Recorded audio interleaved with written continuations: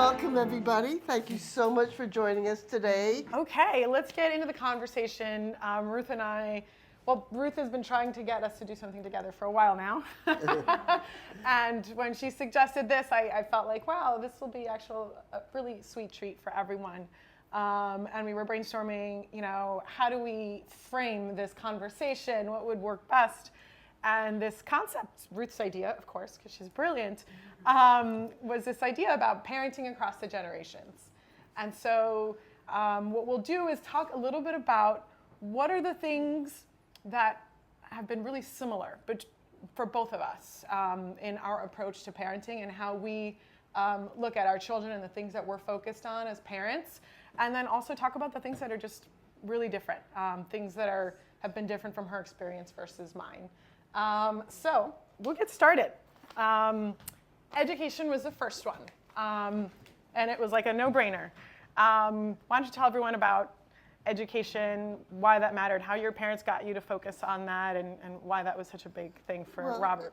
Well, I think education in our family, starting way back from my parents and their parents, has always been an important family value. We feel it's the primary responsibility of a parent to make sure that their kids get a good education. As Jews, we believe that. It's actually part of what Jews are supposed to do for their kids is make sure that they're educated. And, throughout my life, I went to school, I had a wonderful education. Throughout my life, whenever I ran into difficulty and had challenges, I really felt it was my education that got me through that. Yeah. So when I had Robert, of course, that was a high priority for me. Yeah. And I know that in your life, education is just... Yeah. So tell me about yours. Yes. I've shared this many times, story we actually included in our book about the first play date that my mom let me go to, which I had to beg her to let me do. She wasn't raised with education, and I think it was like many generations of not having education on her side. And so she was just afraid. She came to the U.S. when I was about 2 years old, and she just didn't know any better. She was 21, 22 years old, and she had me on her own here. And it wasn't until this play date I went on when I was 8 years old where I finally realized what we didn't have, right? And so I got to go to this little girl's house who had this beautiful home, a nice car, matching furniture, and we had like stuff we picked off the street that we've accumulated over the years from garage sales and whatever it may be. And so I went home really upset that night, and I don't know if you even remember that night, but I didn't understand, and what you said to me then has stayed with me. She explained that she didn't have an education, so she couldn't get a good job, and she couldn't provide, but that if I focused on my education, that I could have the life that I wanted. And so that really stuck with me, and honestly, it's why I'm here today. I became, I was always a good student. I think I probably always would have been, but it's like it gave me a mission and a focus, and that's what my youth was all about, like changing my station in life and building the life that I wanted, and making sure that when I had kids, they would have all the opportunity and all the matching furniture and the beautiful home and everything. And so we're so lucky to have met Robert, and that together we were super aligned, and then again with Ruth, very aligned on that. And so when we had our kids, and it was Raya, and we were trying to figure out where to send her to school. Boy, you were stressed out. We were stressed, but it mattered so much. It mattered so much. We put a lot of effort into it, and we're very happy with where they are. It's, they're at a great school, and it's not just about education because you have knowledge and access, which, yes, that's what it gives you, but it's about education helping you learn how to think, how to assess, how to figure things out, because life's a journey, and we're gonna all, even now I'm still figuring out things and learning new things, right? And so the skill of teaching your children how to make sense of the world and how to move through it and how to deal with people and how to deal with the good and the bad, that's the skill that I think we get from education. Yeah. So I also want to comment that it was very important. I got a double curriculum education. I went to a Jewish school. Which actually I was just going to move on to Judaism. So if you wanted Yeah, to, well, okay, this is a we've good both transition. chosen Judaism, which is another thing that we have in common. And I remember when you told me you were going to convert and how touched I was and what a beautiful Jewish woman you've become. And so, I made sure, of course, Robert was bar mitzvahed and he had a good Jewish education. And now the kids go to Rosh Shalom, just a few blocks away from here, for their Jewish education. I think that That's continuing things. That's for sure. And for me, we were Catholic, but we weren't very religious. And I remember when I was 13, my mom forced me to go through baptism because my grandmother, who I think was already ill, or she struggled. She was 13 when she had my mom, just to give you context. So she struggled with mental health, and she really had this idea that, which many Catholics I think do, that if I don't get baptized, I'm going to go to hell. So, so I really did it for my grandmother at 13, and I went through that process. And so it's interesting to learn about all of this when you're already somewhat formed. You have a mind of your own at 13, you're developing one, and I just did not like it. It felt like blind faith. You couldn't have doubt, you couldn't have conversation and question. And I know that's not everyone's experience, but the church I was going to, it wasn't a good experience. And so I didn't think I was going to be very religious at all with my children. But when Ruth entered my life, she didn't say I had to convert. She never said that. Let's be clear. She never suggested that. But it's funny, it was during one of Rob's marathons, and we had to drive for like 4 hours to meet him or something. And it was just the two of us in the car, and she sort of gently brought it up, like, what do you think? And we weren't even engaged, I think.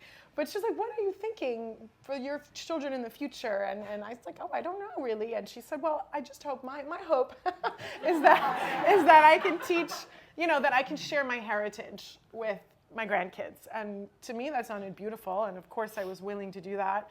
But it kind of sparked a little interest. Like, well, I should maybe do some research and learn something about this. And I did. And, I liked what I heard. The biggest things I think that really struck with me is that Judaism is about education. It's about intellectual debate. It's about reading the Torah and making sense of it today. You don't even have to believe in God, really, to be a good Jew. Like, it's really about the things that you do, how you lead your life, and about the mitzvahs.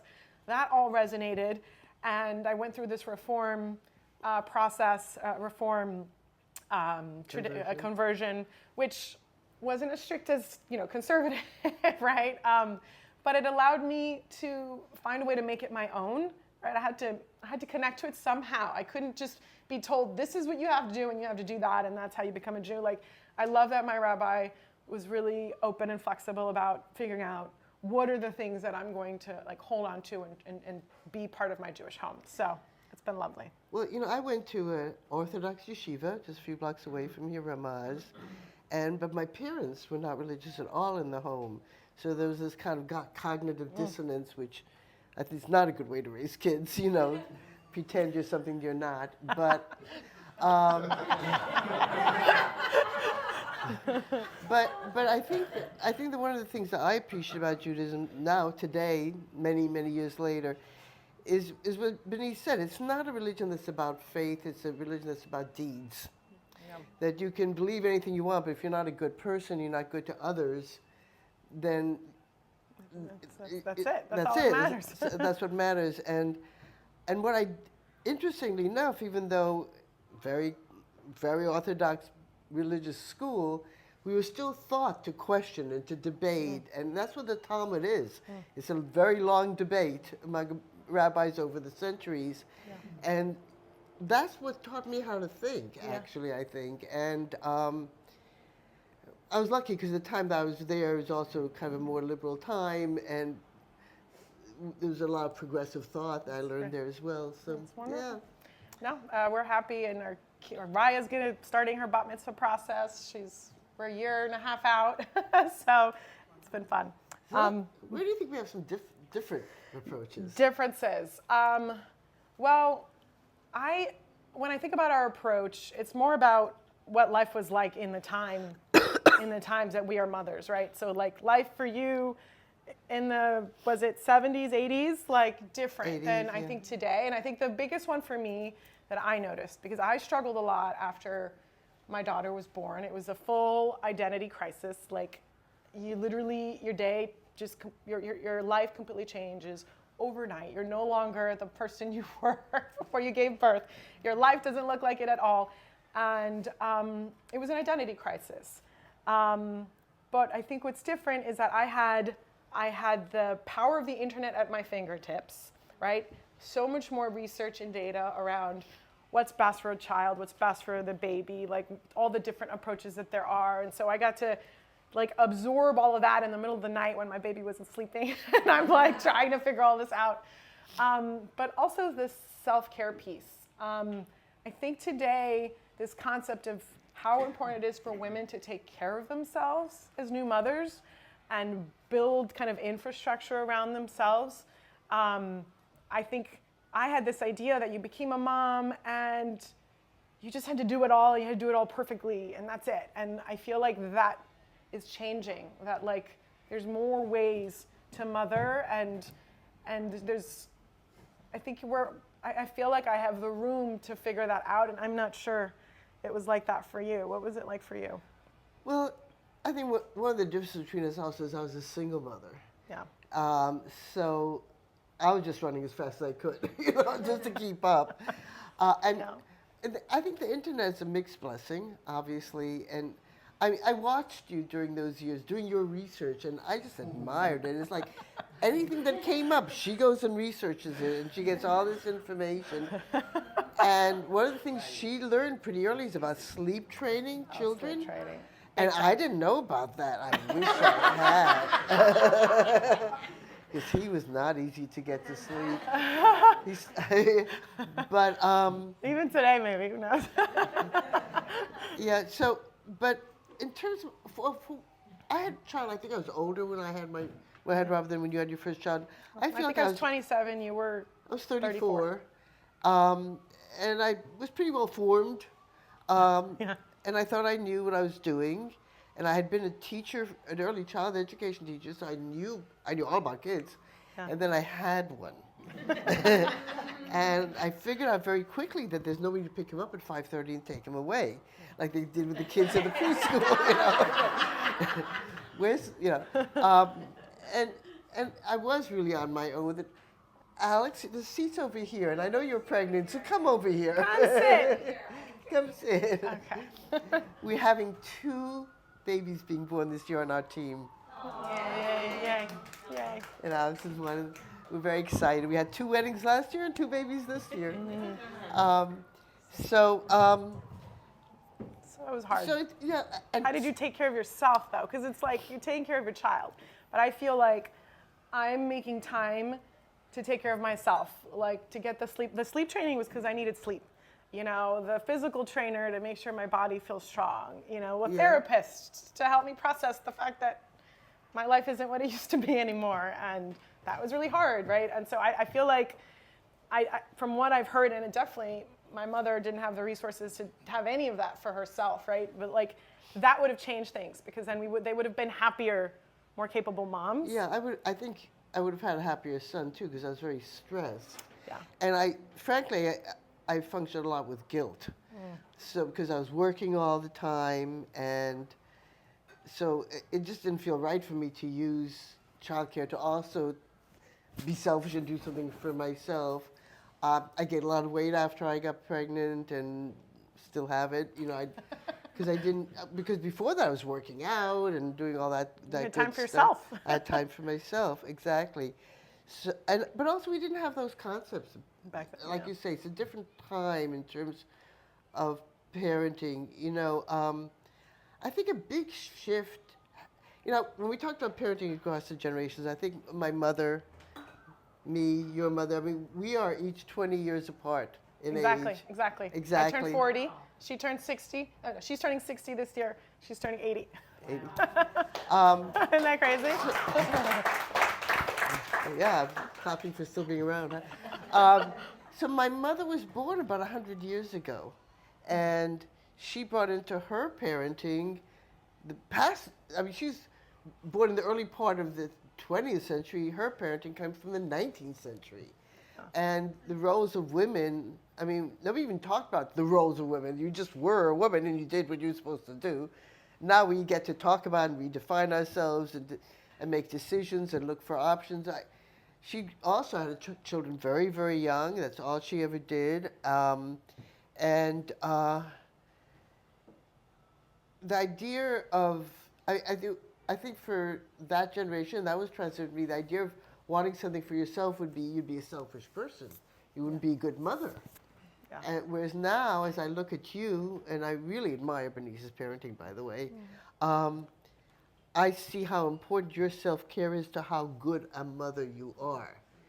Because I see when you get stressed and you're not as good, and I see when you're when you got it together and you're so patient with the kids, and she's got a real handful there with 3 kids. I mean, I was a single mother, but I only had 1 kid. And one of the things I've learned watching you is that 3 kids is more than 3 times 1. It really is. You know? It really is. It really is. It really is. It's 3 kids, but it's 3 relationships. And then add the dad. Like, an only child? I had a younger brother growing up, a half brother, and for a while I had 2 older stepbrothers. But yeah, so I know what it's like to have a bunch of siblings and hating each other and all that, so I'm constantly managing that. But kind of to move towards another topic similar is I think another big shift in maybe what you saw growing up, or at least what your parents tried to do with you, versus what I've kind of known the minute my children were born, is that they are who they are. And my job is not to shape them into something that I think is going to be good for them.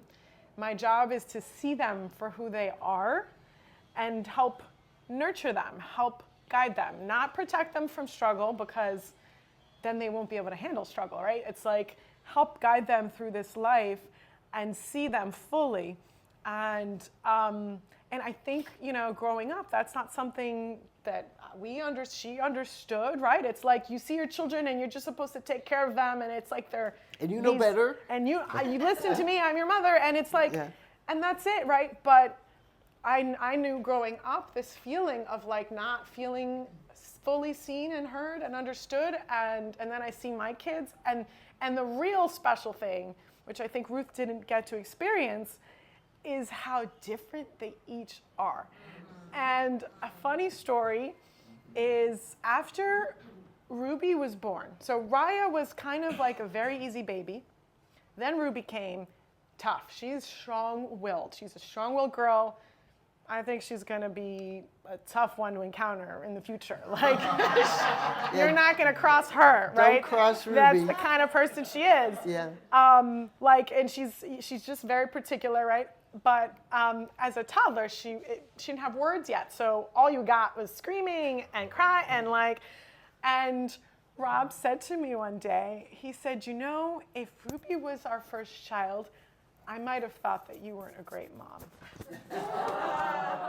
And to me, that was like powerful, and I was like, oh, so thankful that Raya was the first one, because he saw I put all my type A energy into Raya, and in many ways it just worked. It paid off. Like the sleep training was easier. Everything was much easier. And Ruby she was like, no, this isn't going to be easy. I mean, even the moment that she was born, the way she screamed nonstop. I'm not kidding. And Raya, when she was born, she was quiet. She was like too quiet. She ended up coughing up amniotic fluid because she didn't cry enough when she was born. And so I think that's a big thing. And I see my peers, my friends, we're all sort of seeing that, understanding that, and also taking the pressure off ourselves. Because the truth is that if I'm the one that has to shape you, that's a lot of responsibility, versus me saying, oh, this is your life, sweetie. I've done everything to make it so that you have all the opportunities in the world, and you do what you want with it. It is not my job to create this life for you. Now you have to take it and do something with it. And that's easier, I think. So. See, I think in, say, my mother's generation, that would have been defined as being a bad mother. You're not doing your job, which is to not just guide your, but really direct your children. And force them and be strict, to be firm and like. And I was just supposed to be a certain kind of person, to do certain kinds of things. And I was one of two children. My sister's older than me, and she was a young lady. She was very well behaved and very quiet and did what she was told. And then they had me. I guess I was their Ruby. You were Ruby. And I was very strong-willed from very early on, and got myself into all sorts of social trouble. I remember being criticized by my father for laughing too loud. Wow. Yeah. Can you imagine telling your children they laugh too loud? Wow. And I know that my mother was made to feel like a failure by my father because of my misbehavior, which I did a lot of things. Let's not get into that. It was the 60s.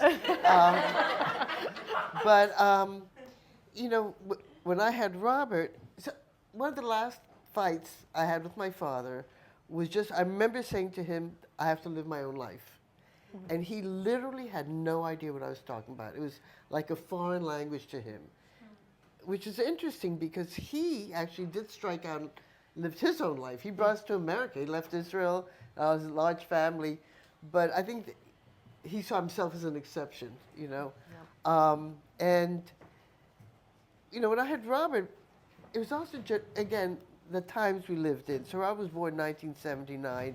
And I think during those years, there's so much change. The 60s and the 70s was a big time of change in general in our culture, particularly for women. You know, I was a feminist, and I saw a lot of the world through those eyes. I had a racially mixed child. I had to deal with that and figure out what was going to be best for him in terms of that. So what I want for him to, like you said, have all the opportunities in the world, but I was also scared for him. I was scared what the world was going to do to him. I was scared, you know, as a white woman, how do you raise a black man in America? You know, that's tough. And I was afraid I was going to fail that way and he was going to end up in the system in some form or another. And I was fortunate because Robert has that kind of personality, even as a child. You know, he smiles a lot. He's a charmer. You know, he's a charmer, and he is. But you know, he was a runner, and he would run at night, and I would try and get him to wear like one of these reflecting vests, because for me, I was thinking the police are going to see a black man running, and I wanted them to see a runner. Yeah. You know, and of course, that's not cool, so you wouldn't wear it, you know, which I understand. But I had no idea. I really, as he was going, I had no idea what he was going to become. And like he was really good at math at a certain point. I thought, oh, maybe he'd get into that. You know, as parents, you'll say, oh, they're good at that. Maybe they'll do that, right? That kind of thing. And I had no idea. And I worried a lot because when he was younger, I didn't think he was that focused. So I felt like I had to discipline him more. And make, you know, had I only known, I would have relaxed. Because he turned out fine, obviously. Only go back and relax more, right? Right. But, you know, it's interesting because it's kind of there's two sides to it. Because if you're a very directive parent, then you can also take credit for all the good stuff that happened. If you're a not directive parent, then do I get to say, you know? Yeah. And of course, what happens a lot, you know, especially in compasses, people say to me, well, you did such a great job with Robert. What did you do? How did you make it happen? You know, as if there was a formula. And I go, well, I woke up every morning. I made him breakfast. I took him to school. I mean, I do what you all do, right?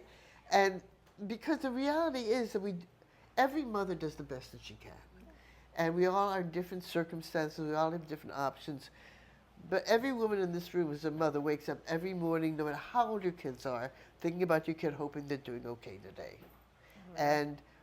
And wanting to be there for them. And worrying when things are hard and kvelling, as we say here, when things are doing well, you know, being really happy for them.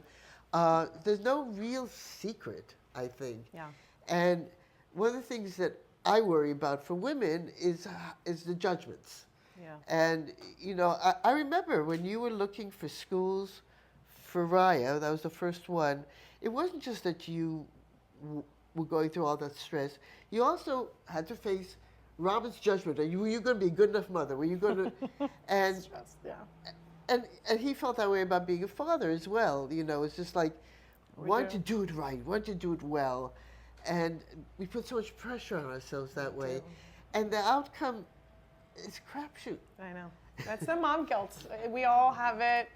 But I think what you're saying is that I truly believe that every kid is unique, and every parent has to approach every kid uniquely, right? And so I think Robert was the kind of kid that had that spark, had that, you know, that charisma, and you probably could have relaxed in some ways, but there are things that you did that I think nurtured this thing in him that allowed him to go off and do this. And I feel the same way. Like, you know, she did get me to focus on my education, that like epiphany, but like I always remember having this thing inside of me of wanting to work hard, you know, and wanting to figure it out. And you hear about kids who grow up in terrible situations. I mean, Ruth is kind of one of them, right? And they're still great people. They still can be great people. And then there are people who are born with real,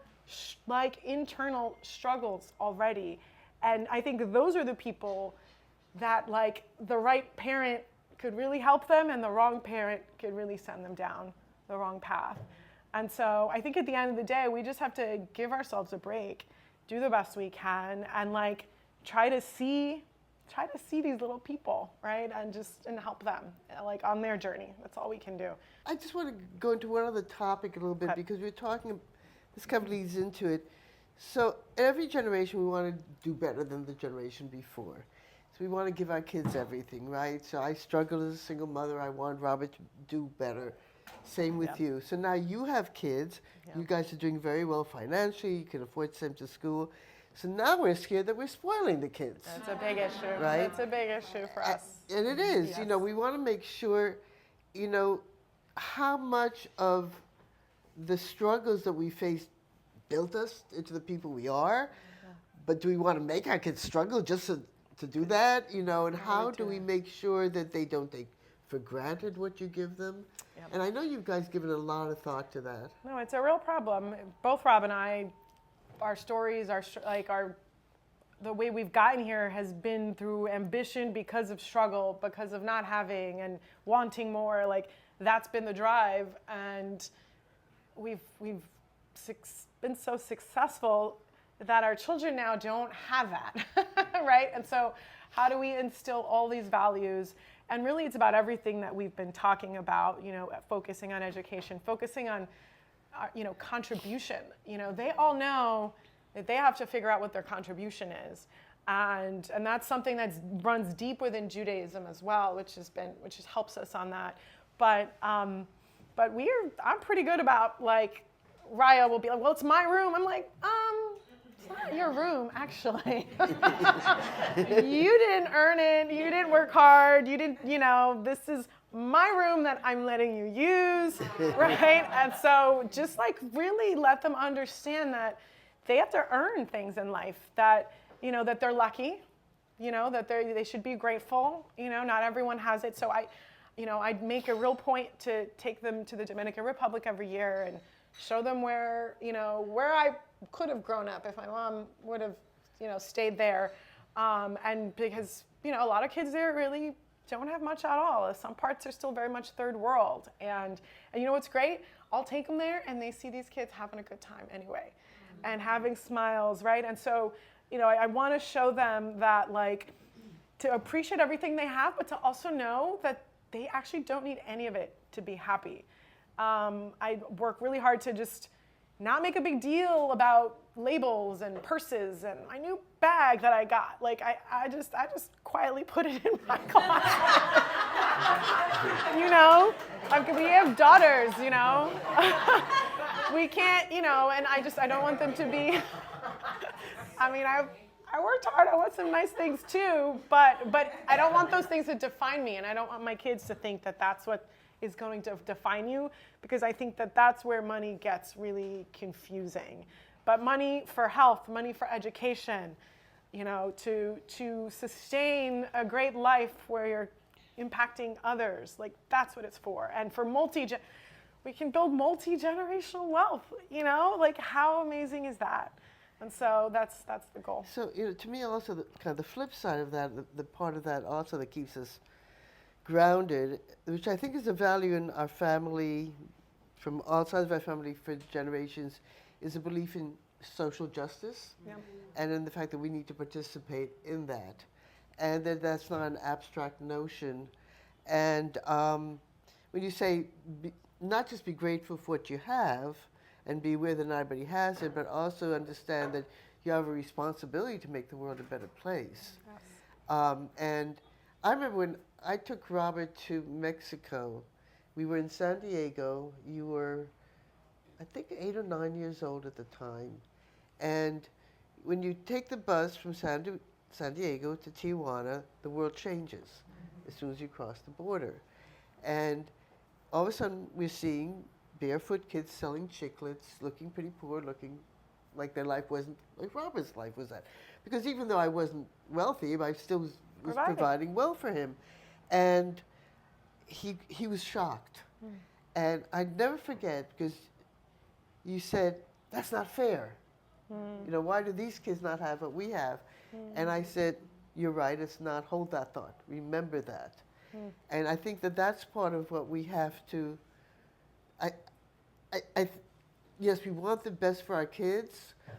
Part of the best is to be the best human beings as well, and understand that you have responsibility in the world to care about others. And I think that these are the kind of values that families transmit. They don't come from nowhere. Yeah. And I'll say that despite, I mean, you've heard me be critical of my parents somewhat, but I definitely got that from them as well. The sense of social justice, the sense of our responsibility to others. Yeah. It's a Jewish tradition, is tikkun olam, which means we all have to do our part to repair the world. And so, like, again, another reason why it fits.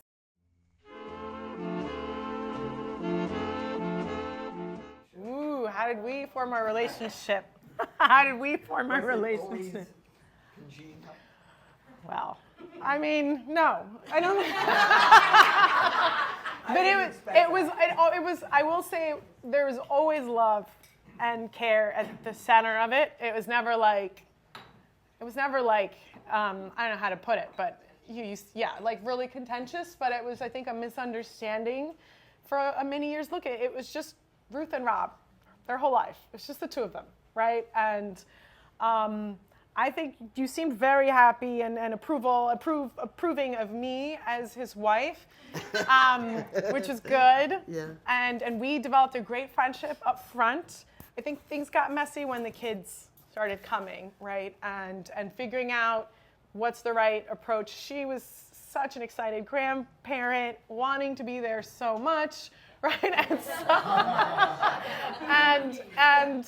and I was young too. I was 27 when I had Raya, and here is this spunky, like, tough lady, right? And it's trying to make her happy, trying to make my husband happy. Like, it took a long time for me to figure out how to assert what I needed, what I wanted, and for that to not be taken personally. I think that she had abandonment issues. Her family abandoned her for having Robert. And so I think this constant thing there that really didn't have anything to do with me, but this feeling of like, am I going to be abandoned and rejected from my family again? But, you know, we figured it out. So I have to say, honestly, that the difficult times we went through, I take a huge amount of responsibility for that myself. I thought I was being very cool and all that, but looking back on it now, I really wasn't. I don't think I saw Benis. I think I see her better now. And look, a lot of it was Robert's fault. That's true. That's true. I will say that is true. He's like, damn it, what did I sign up for? But no, in all seriousness, you know, I think Robert grew up with the idea that, of course, when he got married, I'd be there, and you know, he asked me to move back to New York, to be here, and all that. He's over-promising, I think. I think he had as many people do, a fantasy what their life was going to be like in the future, and this wife that he was going to have was an abstract notion, right? It was going to kind of fit into his fantasy of his life, which is the way we all kind of are. We all have this dream of the future, and then you have real people to deal with, and it's different. And you know, there was a pivotal moment for me with you, which is because we were talking about all this, and we were struggling. And I remember saying to Benis, well, I give you a lot of space. And she said something so true to me. She said, yeah, but it's not your space to give. It's my space. And that was a really heavy duty. I remember it to this day. I remember we were standing when you said it. Because that, you know, when the truth hits you hard in the face and you realize, I thought I was doing great. And all of a sudden, oh my God, I'm not even seeing her. I'm just, you know, and so we went through a lot of hard times. At this point, I feel we have a wonderful relationship. Yeah, we're great now. Really great. Yeah. And a lot of it... For real. No, for real. But I think a lot of it, what has changed, what has made better, one is that you've developed yourself more as a person. I had to learn to communicate my needs, and yeah, it took a long time. You didn't even know what your needs were. There were times when you didn't even know. That's true. And I had to hear more. We had to kind of separate out for a while, really reassess our place in each other's lives. The reality is, to be absolutely honest, I'm not the grandmother that wants to babysit all the time. I love my You should not feel bad about that. Yeah, but it's like I was doing more than I even wanted to, and more than she wanted me to, and we weren't getting that cleared up. Yeah, maybe like you wanted maybe more appreciation because you were going above and beyond, and I'm like, but I never asked you to go above and beyond. Well, I give you a lot of space. Okay. So you know, I think the mother-in-law, daughter-in-law relationship is always fraught. I think we actually did pretty well compared to how badly things I've seen happen in families. And I give actually a lot of credit to you for standing up to me, because I know I'm not easy sometimes. I can be a lot, and I know that, but I sometimes don't know that at the moments I need to know that. But it's interesting also, as the kids have developed, now it's no longer like, oh, watch the baby. These are three real people. Yeah. And sometimes I enjoy being with some, sometimes I don't enjoy being with them, you know. Or like, oh, come on over to the house. I come to the house. None of the kids have any interest in talking to me. You know. You know, it's true because. But then she recently took our oldest Raya out for a day together. They had lunch. She took her shopping, which is a little like cheating, but you know, like that's what she wanted. I mean, it meant the world to Raya, you know. And we got into and you some had real a great conversations. Day. Yeah. So you know, grandparenting is a whole other subject, but I think a lot of parenting is about managing your expectations as a parent, as a grandparent, that your kids were not placed on this planet to serve your needs and to be who you want them you to need be, for them to be for you to feel good about yourself. You know, and I think that that's also true. Yeah, for me, no. My goal is that they'll leave. They will leave and have great lives. Oh, there's more to that sentence? They're going to go off and be fully equipped to handle things on their own. I think some moms, especially, I think it happens with single moms a lot, this wanting to be needed, you know, and being important in their lives. And I think that the more you want that, the more they're going to push you away. But the more that you're just like, go live your life, they're going to be knocking on your door like, Mom. And that's the goal. So I got to make a confession. I didn't miss him that much when he left. No, I mean, I had been a single mother all those years. You needed a break. You know, needed a break. I remember the first day when I realized, oh my God, I don't have to go home at a particular time today. You know, nobody's expecting me for anything. The freedom. It was a lot of freedom. And, you know, as you get older and your kids get older, your relationship changes. I have a relationship now with a man, not with a child. Yeah. And sometimes it's, and I know, Alina, you've gone through that with Benis, seeing her as a woman, making her own decisions, developing herself in the world. You always want to see them as your little babies. Well, we as parents, you know, the whole expression roots and wings. We want to give our children roots and wings, and we want that to happen, but a lot of times it's hard to let go. But let's not go and ask for questions. Any other questions? Well, I believe that this event is also sponsored by Women of Compass. Yeah, the event is co-sponsored by the Garson team and Women of Compass. It's being recorded so people will be able to watch later. To watch it. You know, I want to say something about the culture in Compass relative to women. I think that one of the big surprises that Robert had as he learned more about the industry from the inside out, as it were, is how many women are in this business. How many mothers, how many single mothers, and really how well we all do compared to other kind of professions we could be in, how well we can still raise our families and do this. And so I think that there's a tremendous emphasis within Compass to make sure women are valued, treated well. I don't know if you can have less than zero tolerance, but we have zero tolerance for any mistreatment of anybody, particularly women in our company. And it's an important part of the 100%. Culture that really starts, you know, they say fish stinks from the top, but it also, you know, I mean, I think it's really important to have leadership, the value, and as a company, promoting women, specifically looking for strong, powerful women to take leadership position in Compass. It's been a conscious effort. It's not accidental. Sure. So it's definitely a cultural thing, of which I'm very proud. And so she asked, when it comes to measuring a mother, measuring myself as a mother, when was that moment where I could really own it and say, okay, I'm doing a good job? And I don't think it's one moment, but it does take time. You know, like they have to get past those early years where you're not really getting any feedback back from them. I mean, I knew I was doing something right when my baby was sleeping through the night and had energy for the day and was in a good mood and was eating their food, right? It's like so physical and was using the toilet, like all that stuff, you know, and it's like, but that's about like physical care. Like I was doing the right things physically, creating the right environment physically so that they can thrive. But it's now where I'm starting to really see it because my kids are now 12, 9, and 6, and I'm getting real conversation and feedback from them. They're each of them constantly telling me how amazing of a mom I am, so there's that. But it's those moments when they surprise you.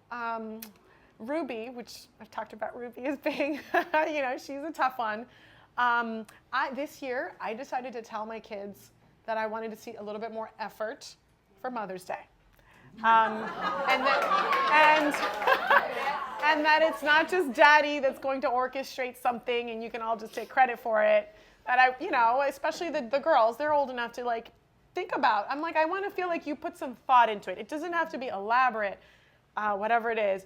Ruby really struggled with this concept. She was already asking me a million questions. She wanted me to just give her the answer. And I'm like, Ruby, if I tell you what to do for me, how is that you doing something for me? And thank God I like resisted. But this past weekend, she surprised me. This past week, really, because like a week ago, she's like, Mom, can I get some new paint? I'd like some new paint. Okay, I ordered her some paint. And then like a couple days later, she's like, hey, Mom, I want to like paint something. Do you have anything I can paint? And I'm like, she's like, something in the house that, you know, that no one needs. I'd love to paint something. I was like, oh, okay. I looked in the toy closet. I found this cute little box. I was like, here you go. And then she like, usually all weekend is like, she just wants constant attention from me. It's like, it's exhausting. And when I don't give it to her, she shows me she's upset all the time. She gives me the attitude, like, okay, like, she's just, it's a lot. I'm like, I can never make this child happy. The more time I give her, the more time she wants.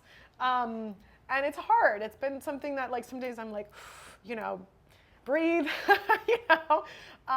And she surprised me on Sunday. Said, Mom, I want to give you your Mother's Day gift early. And she presented me the box I gave her, painted so beautifully, and inside was this note that she tie-dyed the paper and put flowers all over it. And her message was really, really hit home. She said, I know I asked for a lot, and I know it's, you know, I want so much attention, but I love it. And then she listed all the things she loves.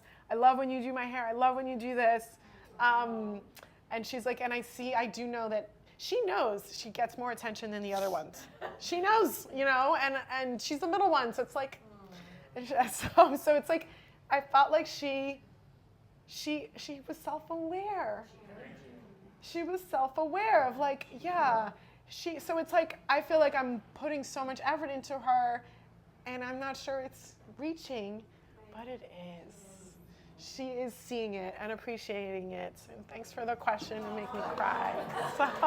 So those moments, I'm like, okay, so she sees it. It's not just me. Yeah. So.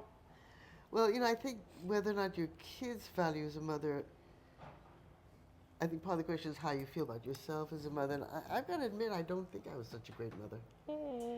I think you turned out great in spite of it. Okay, so you didn't have the resources. You were on your own. You were a single mom. No, but this is the thing about getting older that I've discovered. You think back on the past, and a lot of times I can get stuck in a moment in time where maybe I did something embarrassing, or these kind of moments can kind of show up. And so I have some of those moments about Robin where I can remember something I did or said. I go, ooh, I did that, you know. No, you know, sometimes I think our kids grow up in spite of us, yeah. You know, not because of us. But, you know, I'm seeing you parent, and I know you probably don't believe me when I say it to you because I've said it and it's true. I actually think Benis is the best mother I have seen in my life. I truly believe that. Now, I'm not saying that as flattery, and I know at times you just think, well, why is she saying that to me? Because I see her parenting closer than anybody else's, other than my own mother that I ever saw, right? I couldn't have handled 3 kids the way you do. I mean, I see how you think things through in a way that I think I didn't even have time to do. I was reacting a lot, you know, just trying to get through the next day, kind of, a lot of times. And so there's things I would have wanted to do differently, but I do look at the things I did right. And I'm always happy when I see those things translated maybe through Robert, my parenting of him, to you as a family and to the kids. One of the things I love is, so, you know, my parents always forced me to play the piano, right? Practice the piano, and I loved the piano, but the way they forced me to practice made me hate it. It took all the joy out, right?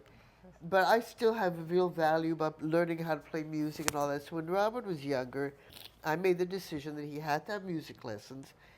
Start with the piano, but after a year of the piano, any instrument you want, as long as you're studying music at some point. Not that I want him to be a musician, but I feel it's like another language that rounds you up.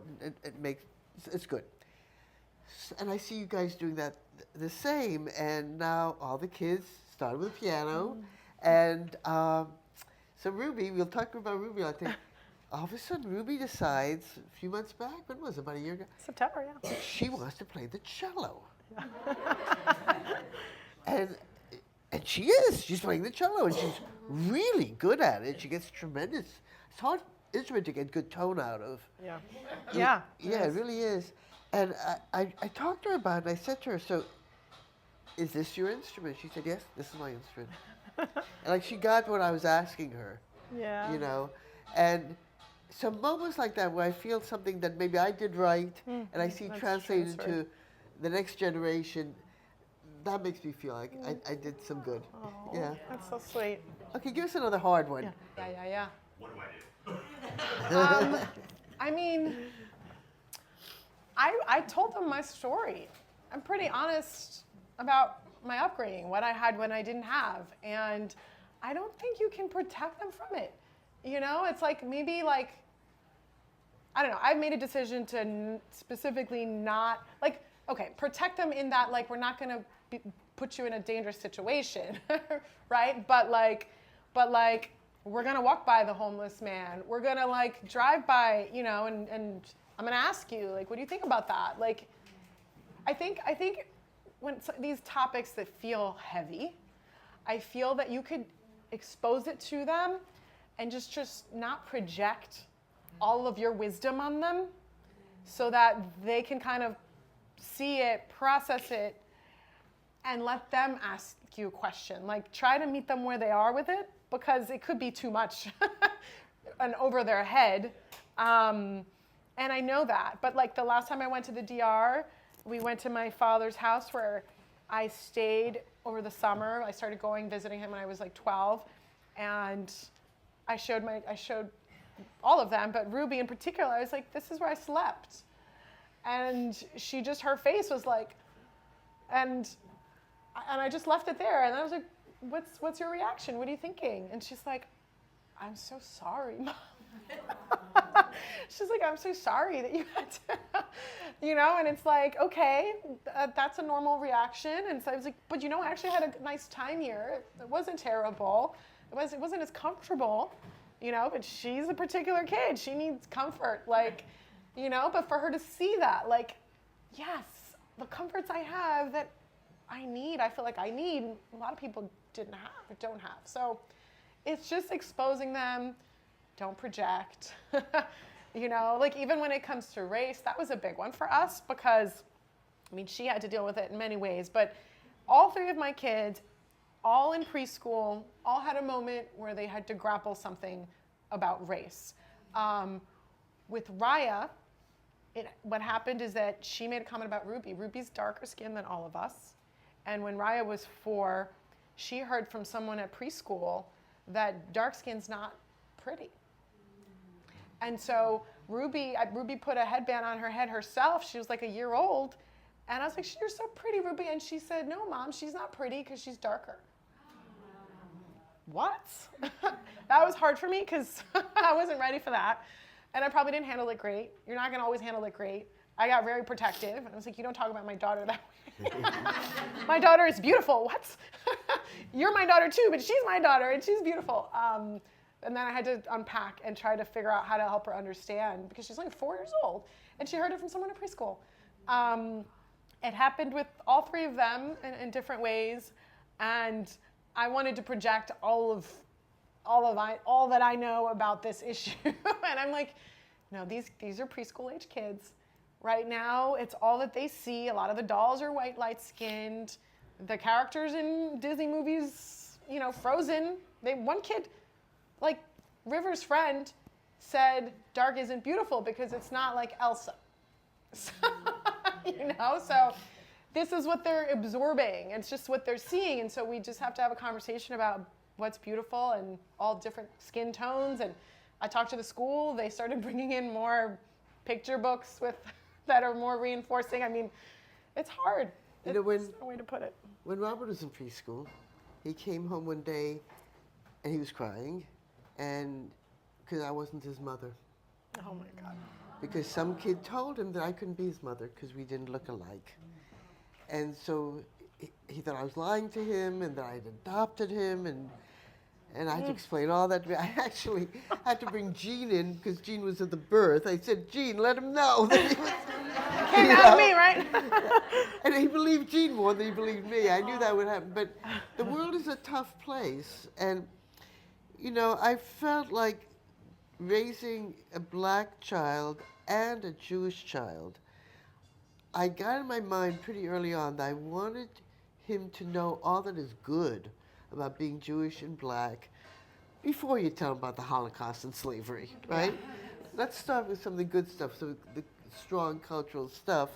Okay, so the question was how, when it comes to, again, measuring my motherhood, how am I meeting them where they are as they continue to evolve? correct? And to stay that closeness. And to maintain the Listening, closeness. not projecting. I love all that. Look, I'm 100% comfortable with us being less close for any period of time that they need us to be. Like, I don't, like, I'm close with, I'm kind of letting them lead when it comes to that. And I'm like, I'm paying attention to them. The thing is that I'm also just keeping my life full.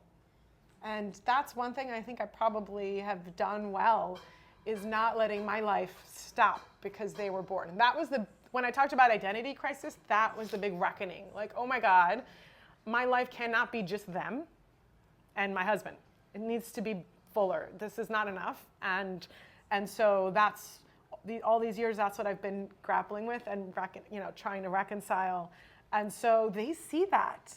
They see me having a full life, and I think that they keep wanting from me, but they also know, like, Raya now doesn't need me as much. She wants to hang out in her room, talk to her friends, and I don't make her feel bad about that. It's like, right? And so it's like, if I made them feel bad about our closeness changing in any way, that in itself makes them feel bad, pushes them away, And I've remembered friendships like that when I was younger, when we were all still learning how to be friends, my girlfriends. And I had one friend who, she really took it offense that I was busier and I didn't have as much time for her. And she was really hurt, And that made it so that every time I called her, she was mad. And so I stopped calling her, right? And I could see that happening with my kids. If I give them the cold, any kind of negativity because they didn't call me for a month, that's what they'll remember. Like, when I call my mom, she's always upset. She's always mad at me. Right? So I think that's what it is. It's like keeping my life full, not letting them be the center of it, so that they feel like they can come and go, and on their terms. And again, acknowledging that they're all different, and that's going to look different for each one of them. So I might be really close with one of them for a while and not the other two, or that could evolve. That could be an evolving thing. And if they want to blame me for any of it, I have lots of conversations with them about, like, where have I failed? Because maybe I let my emotions take over and I yelled at you. But I'm like, well, look, I've had a long day. Like, I've had a rough week, and this triggered me, and now that's what you got from me. That's why you got this. And so they see I'm flawed too. I'm not perfect. That's what I always tell them. I'm not perfect. I'm doing what I can here. You guys got it pretty good though, so. I mean, certainly your relationship changes as your children grow older. You got kids in your 20s, so you know that already. I mean, I have an adult son now. It's a totally different relationship. And I think that the mistakes that the people make come back to what I said before. Robert wasn't put on this earth to fulfill my emotional needs. So I don't want him to. I have to make my life now. It's a different life as an older woman. I'm facing a lot of realities turning 80. A lot of physical reality, a lot of stuff. And as much as I appreciate my family's support through this period of time, it's still my life, it's still my responsibility, and Robert calls me sometimes just to say hello and hang up. He's busy, but he calls me. He wants to check in with me, and I know he's really busy, and sometimes I go like, why did the phone ring and disturb my day? He doesn't even want to talk to me, right? But I realize, no, it's like there's this little golden thread that we have with our kids, and they still want to, feel that. I want to say something about Ryan and my taking her shopping that day, because, so I got two girls and a boy's grandchildren, right? And River's adorable, but he's annoying. He's a 6-year-old boy. He's very annoying. And the girls find him very annoying, so they're mean to him. And that hurts me to see that. And I see he's actually very sensitive. He's a very sweet boy. Just got a real sweetness to him. And he loves his sisters. And I see them kind of pushing him away and making him feel like, and that hurts me. And so she and I were shopping together. We managing to talk a little bit, and the subject came up, and I said that to her, and I said, I know he can be annoying, but it really hurts his feelings. I see it when you girls don't want to play with him, and it wasn't a long conversation, and then a couple of days later, she sends me a video. I didn't even know you had that conversation. So a couple days later, Raya just walks into his room. I'm reading him a book, and I'm like, I didn't know what she was doing. I was like, okay, you want to come in here? I was like, here, you read him the book. And he got on her lap and cuddled with her, and she read him the book, and they were cuddling, and it was like this little breakthrough, and now they've been more loving to each other. I don't know if I can get Ruby involved on this. I'm trying, but I'm just happy. And he's just happy that one of his sisters shows him love, because he needs physical love. He needs like, when I'm upset with him, he needs physical reassurance. Like, he needs me to hug him and hold him. And even though I'm mad because you misbehaved, and you misbehaved, and it's funny because Rob was like, well, don't hug him because he did the wrong thing. And I was like, I can never withhold love. Like, I'm so mad at him, but I can still hold him and hug him. Yeah, like, I still love him. And he needed. So when I got that video, so we're on a family chat, which is nice. But she's old enough, she has her own, and so I wrote to her separately. Oh, nice. And I let her know I was writing to her separately. Oh. And it wasn't long, I was just basically saying that really made me happy to see her doing that. And she wrote back some sweet stuff. It was like a moment. Oh, that's so sweet. One of the things, and we probably should stop in a minute anyway, but I learned this when I was a teacher, because I was in early childhood education. Catch them doing something right. And praise that. Praise it and praise it.